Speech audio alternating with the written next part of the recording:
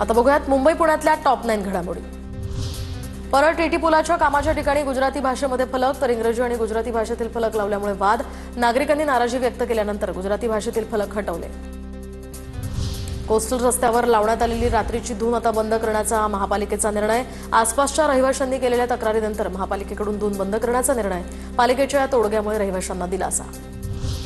धारावी पुनर्विकास प्रकल्पामध्ये बनावट कागदपत्रांच्या आधारे 40 जणांनी घरं लाटल्याचं उघड। या सर्वांची पात्रता रद्द करून त्यांच्यावर गुन्हे दाखल करण्याचे आदेश।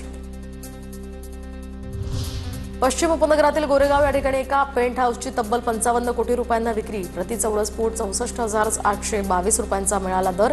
गोरेगावच्या आलिशान इमारतीमध्ये 62, 63 आणि 64व्या मजल्यावर हे पेंट हाऊस आहेत। कमलावेल परिसरातील करबुडव्यांच्या या 2 मालमत्ता जप्त तर 7 गाळे, वाहनतळ, कार्यालय, इंटरनेट सेंटरवर जप्ती करत पाणीपुरवठा खंडित।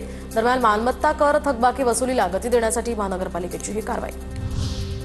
मुंबईकरांना प्रति युनिट 40 ते 50 पैसे स्वस्त वीज मिळण्याची शक्यता। एप्रिलमध्ये नवीन पारेषण वाहिनी आता कार्यान्वित होणार असून यामुळे उन्हाळ्यात मुंबईकरांना काहीसा दिलासा मिळेल।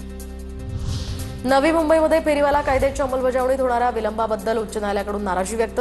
न्यायालयाकडून प्रशासनाला स्पष्ट आराखडा सादर करण्याचे आदेश। हलगर्जीपणा करणाऱ्यांवर कारवाईचा इशारा। पुण्यातील हडपसर भागामध्ये काही ठिकाणी पाणी टंचाई तर पाणी पुरवठा योजनेसाठी कोट्यवधी रुपये खर्चून सुद्धा उपाययोजना न झाल्याचा आरोप।